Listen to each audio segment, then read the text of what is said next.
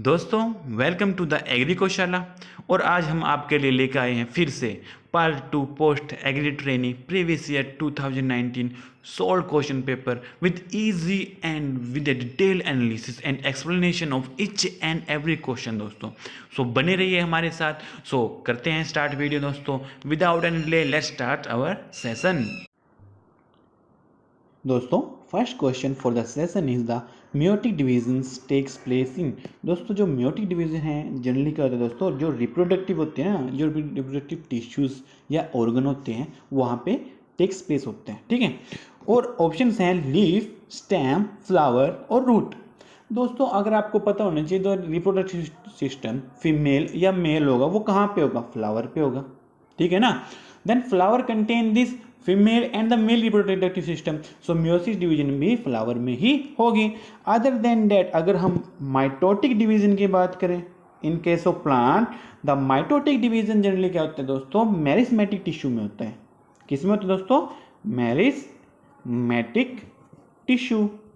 Then meristematic tissue कहाँ पे growth करेंगे ऐसे, then tip of stem and the root. दोस्तों tip of stem and the root the meristematic tissue growth take place by the mitotic division, and in case of meiotic it is found in the flower.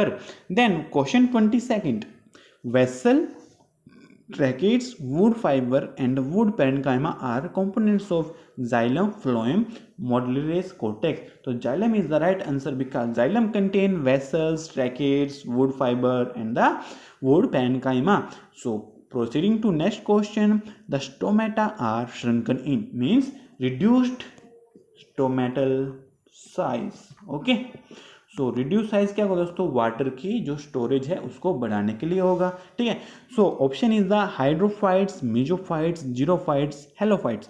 तो दोस्तों आपको पता होना चाहिए xerophyte is the right answer because xerophytes are the जो dry area जो plant होते हैं दोस्तों, लाइक रेगिस्तान में पाए जाते हैं इस टाइप के, for example like cactus, right. उसमें कहते हैं दोस्तों रिड्यूस टोमेटो होते हैं बिकॉज उनको वाटर की रिक्वायरमेंट होती है, तो उसके लिए वो क्या करते हैं, अपने जो टोमेटा है उसको साइज रिड्यूस कर लेते हैं। उसकी वजह से जो वाटर होगा वो एक्सचेंज कम होगा, स्टोर ज़्यादा होगा। Okay, then question 24, in green plants photosynthesis occurs in direct question, no more like a need of explanation. Okay, ribosome, mitochondria, chloroplast, nucleus. The option third is the right answer. And you know दोस्तों mitochondria is also known as the powerhouse of the cell. Okay, so for question 24, photosynthesis occurs in chloroplast. Which one, उसके बाद चलते हैं दोस्तों next question की तरफ, which one is a short day plant. दोस्तों short day plant क्या होता है दोस्तों, जो आपके जो फ्लावरिंग होती है उसके लिए आपको उनके लिए क्या होता है, उसको बहुत कम आप अगर फोटो पीरियड की बात करें तो बहुत कम घंटे चाहिए उनको कि वो फ्लावरिंग कर सकें, ठीक है। तो in case of short day plant tomato, pepper, soybean, sunflower. दोस्तों tomato, pepper and the sunflower, even तो दोस्तों अगर बोलोगे कि सनफ्लावर क्या होता है कि सन के डायरेक्शन में घूमता है, ठीक है, but they are the day neutral plants, ठीक है दोस्तों, डे न्यूट्रल प्लांट्स। अगर उनके लिए इतना कुछ भी नहीं चाहिए, अगर उनकी फ्लावरिंग को they don't need that much duration of light. Okay, ठीक है। So tomato, pepper and sunflower the day neutral plant. तो हमारे पास बचा क्या है दोस्तों, सोयाबीन। तो soybean is the short day plant. और दोस्तों शॉर्ट डे प्लांट जनरली क्या होते हैं, जो आप जो विंटर में जो लगाते हो ना प्लांट्स, ठीक है, लाइक आपने लगा दिया जो वीट वगैरह ये लगा दी है ना, तो ये क्या होता है दोस्तों, ये होता है हमारे पास शॉर्ट डे प्लांट। अगर मैं करूँ राइस की बात, rice is the long day, ठीक है। Okay, so question 25th answer is the C और the soybean. Then edible part of coconut, epicarp, mesocarp, endosperm, endocarp. दोस्तों फर्स्ट ऑफ ऑल जो लेयर्स होती हैं वो क्या होती हैं, स्टार्टिंग होती है जैसे epicarp, mesocarp, endocarp. And in case of coconut endocarp के बाद जो एक एल्ब्यूमिनस टिश्यू लगा होता है, जो व्हाइट व्हाइट कलर का आप देखते हो ना, उसको क्या बोलते हैं दोस्तों, एंडोस्पर्म। सो एंडोस्पर्म क्या होता है दोस्तों, एडिबल पार्ट ऑफ कोकोनट है। और इसका जो अगर कॉन्स्टिट्यूशन पे जाऊं तो 3N, जैसे सेल को हम रिप्रेजेंट करते हैं ना 2N से, हमारे गैमेट को रिप्रेजेंट करते 2N से, N से। So here 3N, the endosperm represented by the 3N. So edible part of the coconut is the endosperm. Okay. When phloem and cambium are present on both side of xylem. तो दोस्तों xylem है, ठीक है, आगे और पीछे means यहाँ भी फ्लो है, यहाँ भी जाइलम, फ्लो भी फ्लो जाइलम। तो दोस्तों ये क्या हो गया, इसको वहाँ कवर कर लिया, तो इसको बोलते हैं हम बाई कोलेट्रल। तो by collateral type vascular bundle. Okay, name the family of watermelon. दोस्तों जनरली वाटरमेलन क्या होते हैं दोस्तों, ये कहते हैं वाइन्स होती हैं, ठीक है। तो जिसमें जनरली वाइन्स होती हैं दोस्तों वो कुकर बीट्स में आते हैं, लाइक आपका कुकुम्बर लगा लीजिए, ठीक है, ठीक है, या फिर स्पॉन्ज गार्ड लगा लीजिए, ठीक है, ये सब कुकर बीट्स में आ जाती हैं आपकी, ठीक है, जो आपकी जो वाइन्स पे लगती है, ठीक है। So watermelon is also type of cucurbitaceae family से बिलोंग करता है, ठीक है। अदर देन डेट अगर मैं बात करूं मालवेसी की, तो दोस्तों मालवेसी फैमिली में आते हैं आपके पास ओकरा, कॉटन, ओकरा मीन्स भिंडी, राइट, कॉटन एंड आपका जो कोकोवा, ठीक है, cocoa is included in the Malvaceae family. In case of Leguminosae, Leguminosae means आप कहते हैं दोस्तों दालें वगैरह या जो होते हैं लेग्यूम प्लांट्स, इनको बोलते हैं दोस्तों लेग्यूमिनेसी जो फैमिली में जो भी आएंगे, और लेग्यूमिनेसी फैमिली को क्या बोलेंगे हम, फैबेसी, और इनके अंदर जो प्लांट्स होंगे उनको बोलते हैं हम लेग्यूम या फिर लेग्यूम फैमिली, पी फैमिली, ठीक है। आपके पास लाइक पी फैमिली था, ग्रीन पी आ गया, सोयाबीन हो गया, ठीक है, ये सब included in the Leguminosae. Then other than that crucifers, crucifers is also known as the cole crops, बहुत बता चुका हूँ आपको, पिछले सेशन में बताया, ठीक है। तो कोल क्रॉप्स के बाद और क्या क्या है, इनको also they are also known as the brassicae, ठीक है। तो इसमें क्या क्या आपके जो क्रॉप्स हैं, कौन सी वेजिटेबल्स में आती हैं, जनरली इसमें क्या क्या आते हैं दोस्तों, कॉलीफ्लावर, ठीक है, आपके पास कॉलीफ्लावर हो गया, ब्रसल्स स्प्राउट्स हो गया, मस्टर्ड हो गया, ठीक है, ये सब आपके आती हैं क्रूसीफरे और क्रूसीफर्स फैमिली में, ठीक है। उसके बाद चलते हैं दोस्तों हम आगे नेक्स्ट की तरफ, ठीक है। नेक्स्ट क्वेश्चन है ओराइजा सटाइवा, बहुत simple question, direct. Oryza sativa is the botanical name of the rice, कोई इसमें डाउट ही नहीं है, ये तो हम पढ़ते हैं दोस्तों, एग्रीकल्चर पढ़े तो राइस से ही स्टार्ट होता है, जो भी हमने जो भी खरीफ सीजन पढ़ा हो या कोई भी क्रॉप पढ़ी हो, एग्रोनॉमी पढ़ी हो, तो राइस से स्टार्ट होगा। तो oryza sativa is the scientific name और botanical name of the rice. Other than that अगर दोस्तों जाएं अगर मेज की तरफ, तो जिया मेज जनरली, वैसे स्पीसीज में अगर चेंज भी हो सकता है, ठीक है। अगर आप स्वीट कॉर्न की बात करें उसका अलग नाम है, और other than that many type of मेज स्पीसीज और मेज टाइप आर देयर, ठीक है। तो for in general Zea mays is the name for the maize for tomato and potato. अगर दोस्तों हम टोमेटो पोटैटो की बात करें तो they are both included in the Solanaceae family, ठीक है। तो सोलनेसी फैमिली में आएंगे तो दोस्तों इनका नाम स्टार्टिंग होता है दोस्तों सोलेनम, ठीक है। In case of your tomato it is lycopersicum,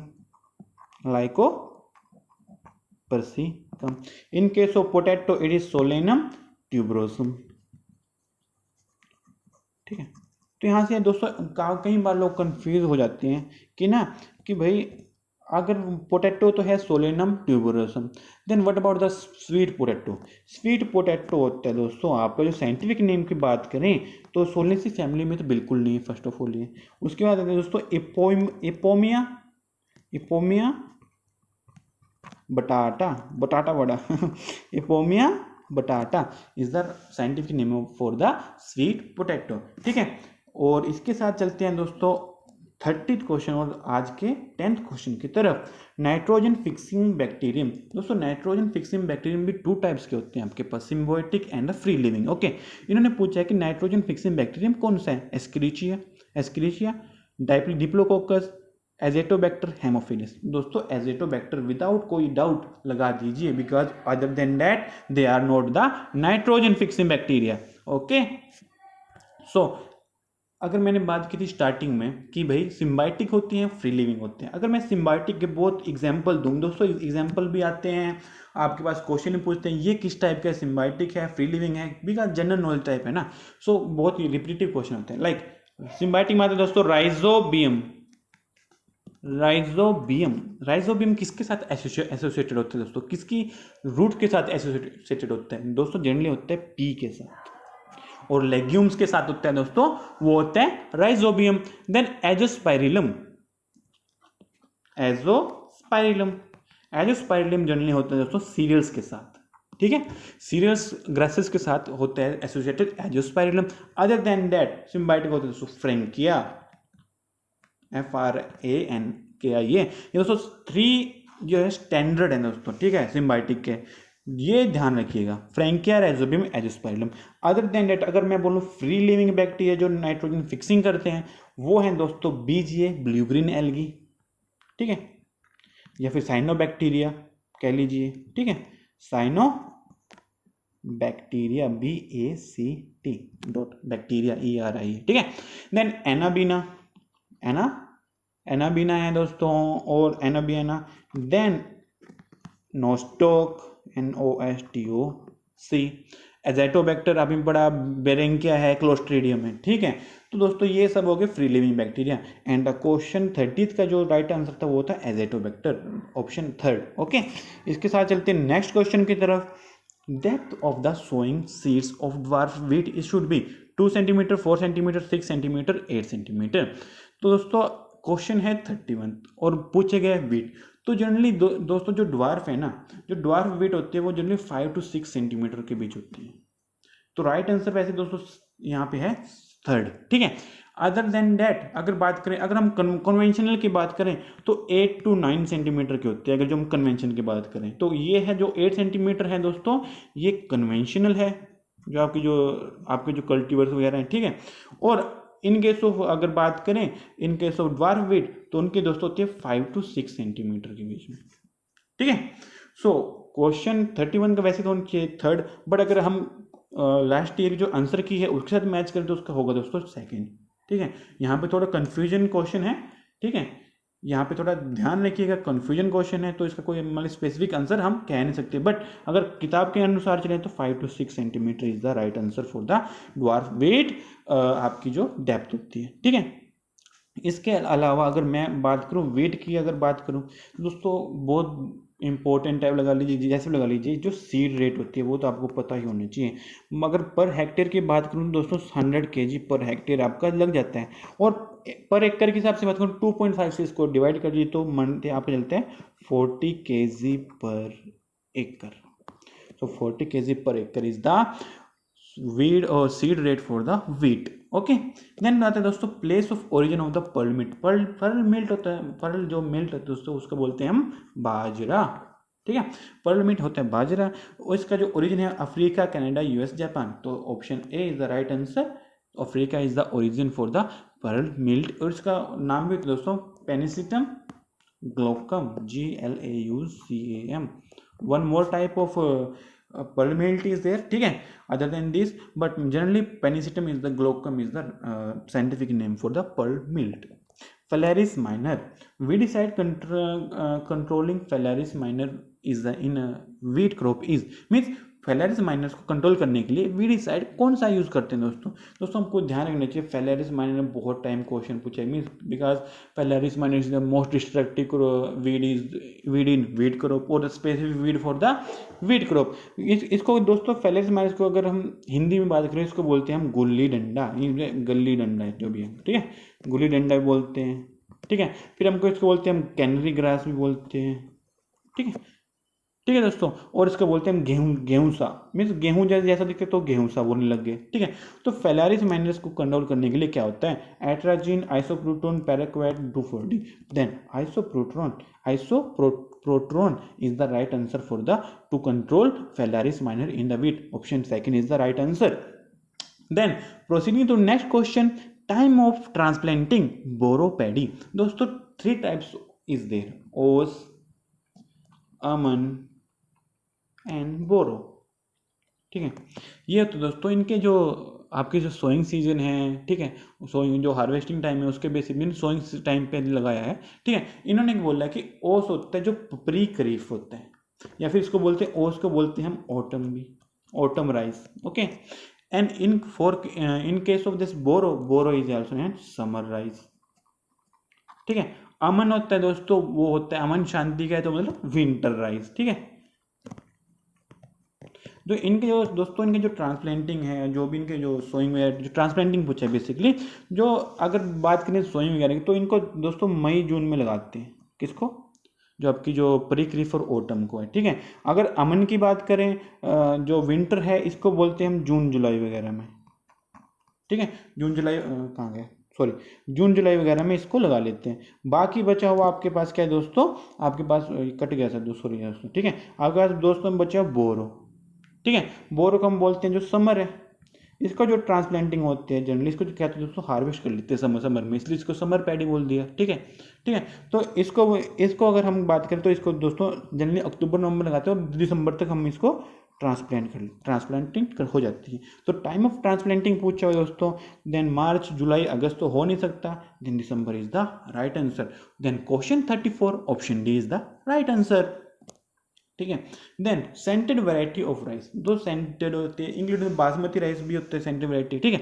so IR24, Narendra 1, Saket 4, Kasturi, Kasturi is the right answer because Kasturi is the scented variety of the rice. Other than this अगर हम बात करें एरोमेटिक राइस में दोस्तों, एक आती है गोविंद भोग, दोस्तों GI टैग मिला है इसको, वेस्ट बंगाल की वैरायटी है ना, इसको GI टैग मिला है, GI टैग, ये लास्ट ईयर ही हुआ है, ठीक है।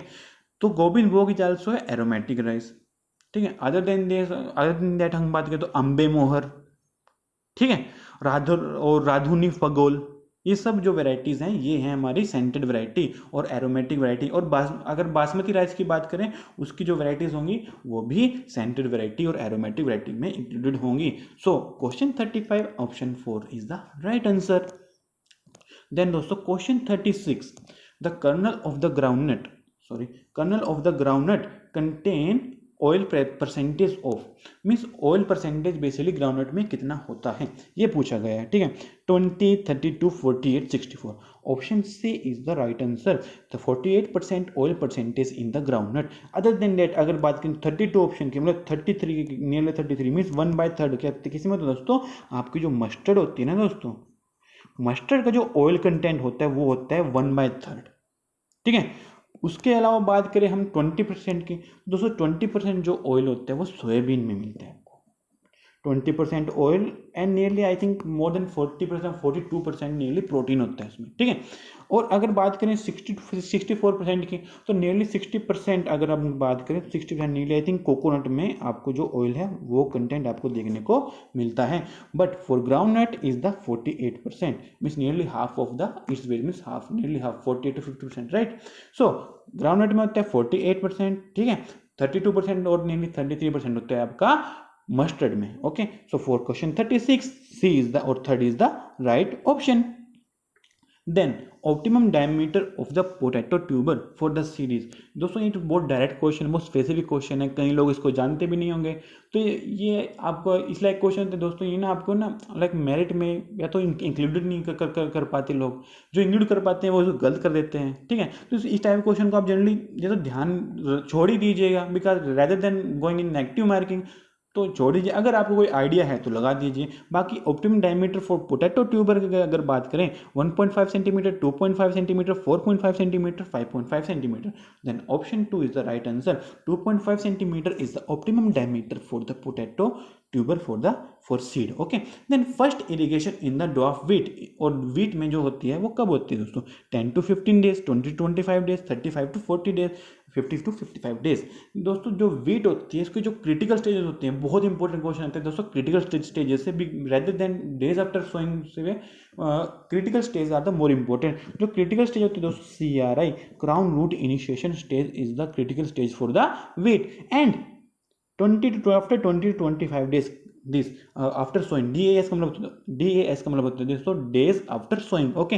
After 20 to 25 days after sowing crown root initiation started. So dwarf wheat में जो इरिगेशन होती है दोस्तों, फर्स्ट इरिगेशन होती है हमको जो होती है 20 to 25 और क्राउन रूट इनिशिएशन स्टेज पे आपको इरिगेशन देनी पड़ती है, ठीक है। उसके अलावा अगर बात करूं मैं, अगर राइस की बात करूं दोस्तों, राइस में जो अगर मैं करूं क्रिटिकल स्टेज की बात, वो होती है दोस्तों पेनिकल इनिशिएशन, ठीक है। उसके बाद होती है heading and the flowering. But critical की बात करूं तो पेनिकल इनिशिएशन। अगर मेज की बात करूं तो दोस्तों मेज क्या होती है दोस्तों, before tasseling and grain feeling, ठीक है। बिफोर टैसल या ग्रेन फिलिंग से जो पहले की स्टेज होती है उसमें जो वो वाटर देना चाहिए वही क्रिटिकल स्टेज होती है मेज के लिए, ठीक है। राइस के लिए पेनिकल इनिशिएशन, वीट के लिए क्राई स्टेज और crown root initiation stage which started as 20 to 25 days after sowing, okay। Then question 39 है दोस्तों, which of the following nutrients is beneficial not essential but beneficial है essential नहीं। Calcium, sodium, iron, boron. दोस्तों sodium is the beneficial but not the essential। Other than this, अगर आप बात करें other than this sodium की, जो आपकी बेनिफिशियल में इंक्लूड होते हैं दोस्तों, वो है कोबाल्ट, ठीक है, सिलीनियम, ये तो सिलिकॉन, ये हो गया सेलेनियम, होता है सोडियम, ठीक है, देन आता है निकल। ये 5 जो है आपके पास ये होते हैं beneficial, they are not the major और they are not the essential but they are the major. Other than that अगर मैं बात करूं, जैसे यहाँ पे दे रखा है दोस्तों बोरोन है, ठीक है, आयरन है, ठीक है, कैल्शियम है, ये सब है हमारे इमोबाइल न्यूट्रिएंट। और इमोबाइल न्यूट्रिएंट में एक स्पेसिफिक होता है दोस्तों, एक क्वेश्चन बहुत बार पूछा जाता है, क्योंकि जो सल्फर है ना वो प्लांट्स में क्या होता है, immobile, but in case of soil, in case of मिट्टी में दोस्तों जो सल्फर है वो मोबाइल न्यूट्रिएंट है, but in case of plants वो इमोबाइल न्यूट्रिएंट है। ये ध्यान रखिएगा दोस्तों, बहुत स्पेसिफिक क्वेश्चन है, बहुत कंफ्यूजन है, बहुत बार पूछा जा जाता है, ठीक है। तो ये था आज का बेनिफिशियल के बारे में एंड इमोबाइल के बारे में, ठीक है। अदर देन दिस, आज के जो लास्ट क्वेश्चन है आज के सेशन का, उसकी तरफ चलते हैं दोस्तों। Plant nutrients increasing disease resistant in plants. दोस्तों डिसीज रेजिस्टेंट के लिए हमको चाहिए NPK, नन ऑफ दिस। दोस्तों पोटेशियम होते हैं दोस्तों, ये होता है कि आपको जो प्लांट का जो डिसीज है इंक्रीज करता है, डिसीज रेजिस्टेंस इंक्रीज करता है, ठीक है। और एक और बात, अगर इसकी डेफिशिएंसी हो जाती है ना, तो या तो रोजेटे होता है दोस्तों, ठीक है, या फिर तो डाईबैक, ठीक है, डाईबैक होता है या रोजेटे डिसीज हो जाती है, ठीक है, मीन्स आपका जो डिसऑर्डर हो जाता है, डाईबैक हो जाता है, ठीक है, पोटेशियम की डेफिशिएंसी से। एक दोस्तों एक क्वेश्चन बहुत बार पूछा जाता है कि जो राइस है ना, राइस में जो खैरा डिसीज है, KHAIR खैरा डिसीज है, ये किसकी वजह से होता है, zinc deficiency cause Khaira disease, okay. आज के सेशन में इतना ही दोस्तों, हमारे साथ जुड़े रहिए, प्लीज़ लाइक, कमेंट और सब्सक्राइब कीजिए और घंटी वाले आइकन को बजा दीजिए, बिकॉज जब भी हम लेके आएंगे अपने हमारे न्यू वीडियो, आपके पास न्यू कंसेप्ट हाजिर होंगे वो तो आपको नोटिफिकेशन मिलती रहेगी। And thank you very much, stay connected with us और थैंक यू।